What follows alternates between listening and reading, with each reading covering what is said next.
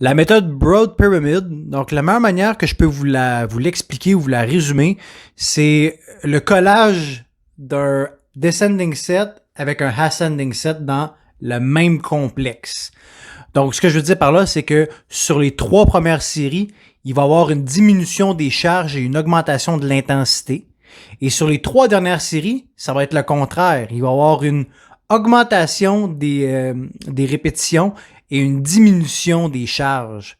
Donc, un exemple classique de Broad Pyramid qu'on va retrouver dans nos programmes d'entraînement, ça va être par exemple 5, 4, 3, 3, 4, 5.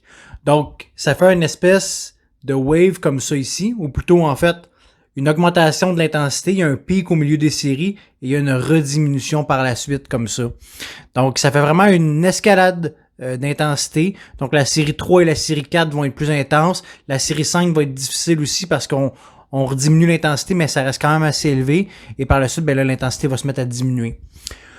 Pour cette méthode-là, on essaie de maintenir 90 à 95% de nos charges maximales indiquées. Donc, ce que je veux dire par là, c'est qu'on va commencer, par exemple, dans l'exemple que je donnais, le 5-4-3, notre premier 5, on va essayer d'être à 90-95% de notre 5RM.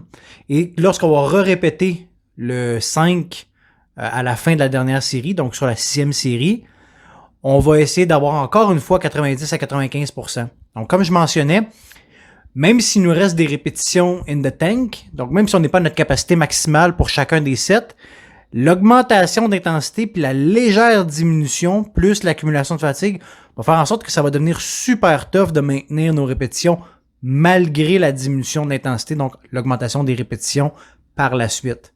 Donc, c'est vraiment une méthode qui est très intéressante pour travailler encore une fois notre endurance neurale, donc de faire en sorte qu'on devienne plus résistant à maintenir différents pourcentages d'intensité sur le long terme.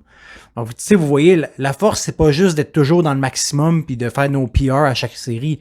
Donc, souvent, c'est de travailler un gap d'intensité et de le maintenir. Donc, comme je mentionnais, on essaie de se tenir autour de 90-95%. Je vous suggère de commencer à 90% et de voir comment vous réagissez la première semaine à ce genre de méthode-là. Si c'est trop facile, augmentez à 95% la semaine suivante. Donc, naturellement, adaptez vos warm-up en conséquence. On veut commencer avec la bonne charge. Ça nous prend notre Progressive Overload, donc la méthode de warm-up qui va être identifiée dans vos programmes.